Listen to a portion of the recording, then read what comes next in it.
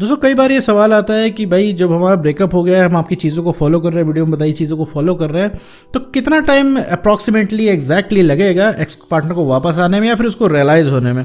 कितना दिन का समय लगेगा? 1 महीना, 2 महीना, 3 महीना, साल भर, या फिर भैया एक्स वापस भी आएगा कि नहीं आएगा? तो ऐसे बहुत सारे क्वेश्चन आते हैं। तो मैंने सोचा लाओ इस पे भी एक वीडियो बना दे और साथ में ये भी क्लियर कर दे कि भाई कितने टाइम बाद एक्स पार्टनर आएगा। तो इस वीडियो में हम यही डिस्कस करने वाले हैं कि भैया एक्स को आने में समय कितना लगता है, और साथ में मेरे दोस्त ये भी पता लगाएंगे कि भैया एक्स कैसे वापस आता है। तो चलिए बिना वक्त गवाए इस वीडियो को शुरू करते हैं।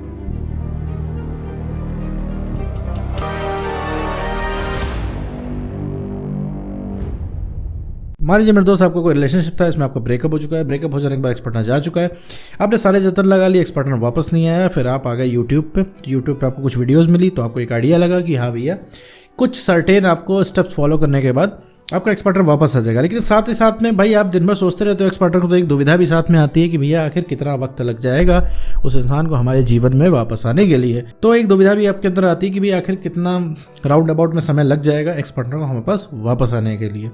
तो मैं तो यहाँ पे एक चीज़ में बता दूं कि यहाँ पे कोई समय की कोई गारंटी नहीं है कि कितना समय लग जाएगा। समय बिल्कुल भी आपके ऊपर डिपेंड करता है, एकदम आपके ऊपर डिपेंड करता है कि ये चीज़ बिल्कुल आपके ऊपर डिपेंड करती है कि एक्स पार्टनर कितने टाइम में आएगा। हाँ जी, सही आप सुन रहे हैं, आप पे डिपेंड करती है, एक्स पर डिपेंड नहीं करते। बहुत सारे लोग यहाँ पे सोचते होंगे कि एक्स अपने मन से आएगा, तो भैया एक्स अपने मन से नहीं आएगा। आपको ऐसा बनना पड़ेगा कि वो मैग्नेट की तरह, चुंबक की तरह खींचा चला है। ठीक है, सबसे पहले ये समझिए।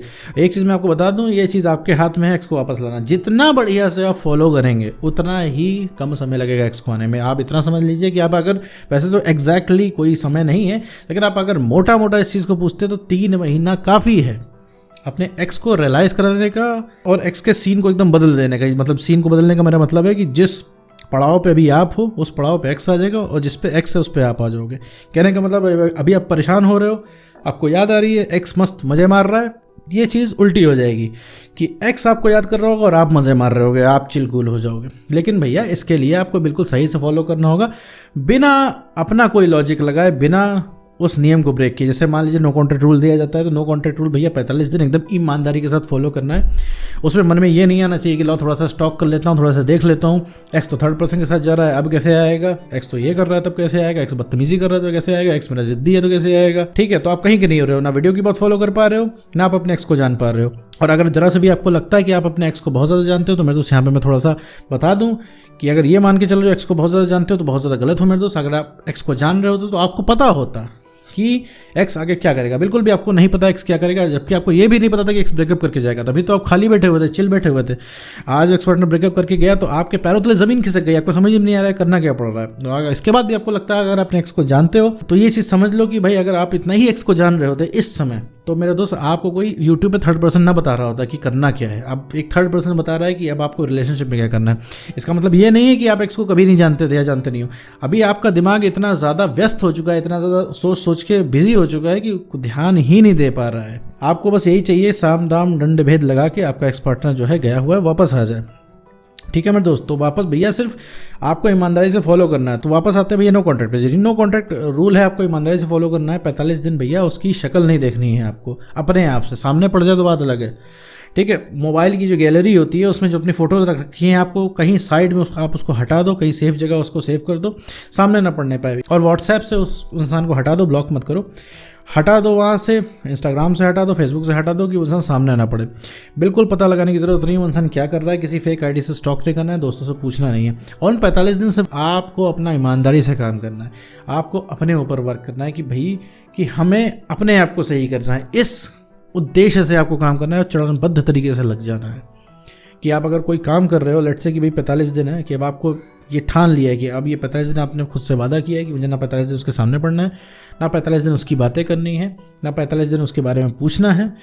तो मेरे दोस्त अगर आप ऐसा करते हो, खुद अगर इतना एफर्ट लगाते हो इस चीज़ पे, तो आपका जो 45 दिन का नो कॉन्टैक्ट है बहुत ज़्यादा सक्सेसफुल होगा और आप बहुत अलग तरीके से फील करोगे। लेकिन अगर इन 45 दिन अगर आपने ये सोचा कि लाओ साइड से पता लगा लें, लाओ देख ले क्या कर रहा है, कहीं चला गया वापस ना आया तो लाओ देख ले वो क्या इंसान कर रहा है, लाओ थोड़ा सा स्टॉक कर लेते हैं, थोड़ा सा पुरानी चैट पढ़ लेते हैं, थोड़ा सा देख लेते हैं कि कैसे बदल गया चीज़ें, थोड़े से रोमांटिक गाने सुन लेते हैं, थोड़े से सैड सॉन्ग सुन लेते हैं, हो सकता है थोड़ा सा आशिकी वाला फील आ जाए।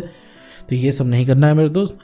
और इस 45 दिन के दरमियान आपको रोमांटिक सॉन्ग से, सैड सॉन्ग से और रोमांटिक स्टोरीज से, मूवीज से भी दूर रहना है। मतलब कहने का मतलब है रिलेशनशिप की बात भैया नहीं करनी है, रिलेशनशिप की बात नहीं करनी है। जैसे डायबिटीज़ में मीठे से बच के रहना चाहिए, ठीक है। डायबिटीज़ में क्या होता है, लोग डॉक्टर कहते हैं मीठे से बच के रहो, ठीक है, मीठा जहाँ आए हटा दो उसको। उसी तरीके से भैया यहाँ पे आपको क्या करना है, रोमांटिक चीज़ों से बच के रहना है। जब आपका ब्रेकअप हुआ है तो कोई भी प्यार मोहब्बत की बातें, कोई डिस्कशन भी कर रहा है कि मेरा रिलेशनशिप ऐसा चल रहा है वैसा चल रहा है, तो आप उस कन्वर्सेशन में मत इन्वॉल्व होइए। आपको फिर डायरेक्टली इनडायरेक्टली याद आएगी, फिर आपको चीज़ें आपके दिमाग में चलने लगेगी, क्योंकि आपके दिमाग में चलने से ही आप परेशान होगी, चीज़ें दिमाग में चलती हैं।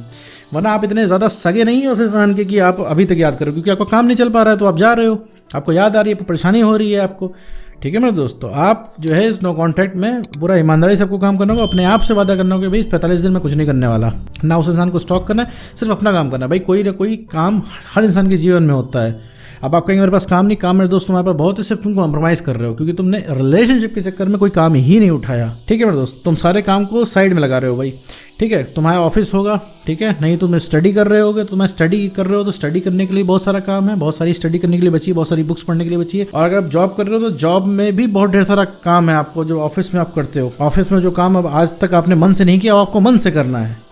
मान लीजिए आपको कोई हॉबीज़ है, आपको भाई गिटार बजाना पसंद है, आपको जिम करना पसंद है, आपको पेंटिंग पसंद है, तो उसमें आप थोड़ा सा आप इन्वॉल्व होइए। पता है मुझे शुरुआत में मन नहीं लगेगा। यहाँ पे अगर आपका एक सही है और कोई आपसे कह दे कि भैया आप गिटार बजाना सीखो, तो आपको मन नहीं लगेगा, लेकिन शुरुआत में आपका मन नहीं लगेगा। लेकिन आपने मन लगा लिया उसमें तो आपको अच्छा लगने लगेगा, आपको लगेगा हाँ मेरी भी कोई वैल्यू, क्योंकि आपकी वैल्यू जो है कौन अभी तक निर्धारित कर रहा है, आपका एक्स पार्टनर। तो वो ठेका भैया उसके हाथ से लेना है, वो ठेका खुद को देना है कि आपकी खुशी का ठेका आपके पास ही होना चाहिए। अब भाई आपको मन कर रहा है मटर पनीर खाने का, कोई आपसे कह रहा है साग खाओ, ठीक है। जैसे मैं यही तो कह रहा हूँ आपसे कि भैया आप जो है अपनी हॉबीज़ पे ध्यान दो, तो आपको यही लग रहा है भैया अब हमें एक्स पार्टनर चाहिए और सर कह रहे हैं कि अब गिटार बजाओ, कैसे मन करेगा, मन नहीं करता है। लेकिन शुरुआत में लगाना है। मुझे पता है भाई ये चीज़ कड़वी है, जैसे अभी मैंने एग्जाम्पल दिया कि आपको मटर पनीर खाने का मन हो और मैं कहता हूँ भैया साग खा लो, तो मज़ा नहीं आएगा। तो उसी तरीके से लेकिन आप उस चीज़ में इन्वॉल्व हो, थोड़ा सा एक बार करो, तो जब आपको सक्सेस मिलेगी तो आपको लगेगा हाँ यार मैं भी किसी लायक हूँ। क्योंकि अभी आप अपने आप को नालायक समझ रहे हो, आपको लग रहा है किसी लायक नहीं हो आप, क्योंकि आपके एक्स ने आपको इतना डाउन फील करा दिया है कि आपको लग रहा है किसी लायक नहीं हो। तो अपनी वैल्यू बढ़ानी है, अपना सेल्फ रिस्पेक्ट को गेन करना है, ठीक है। इमोशनल स्टेबिलिटी लानी है। जब कॉन्फिडेंस बढ़ जाएगा तो वो इंसान बहुत छोटा लगेगा तुम्हारे आगे मेरे दोस्त। तो तुम्हें लगेगा इसको जैसे चाहूँ तैसे कंट्रोल कर लूँ, और सेल्फ रिस्पेक्ट बढ़ गई ना मेरे दोस्त, कॉन्फिडेंस बढ़ गया, इमोशनल स्टेबिलिटी तुमने अपने अंदर गेन कर ली। सबसे पहले जो कोई रिएट्रैक्ट होकर आएगा ना, लुढ़कता हुआ जो सबसे पहले कोई आएगा वो होगा तुम्हारा एक्स पार्टनर, ठीक है मेरे दोस्तों। वापस आते हैं मुद्दे पे कि कितने दिनों बाद एक्स पार्टनर आता है। भैया वो बिल्कुल डिपेंड करता है तुम्हारा फॉलो करने के ऊपर। जितना बढ़िया से, जितना ईमानदारी से फॉलो करोगे उतनी ही तेज़ी से तुम्हारा एक्स पार्टनर को रियलाइज होगा, उतनी ही तेज़ी से आके तुम्हारे चरणों में गिरेगा वो। तो उम्मीद करता हूँ दोस्तों आपको वीडियो समझ में आएगा। तो आज की वीडियो बस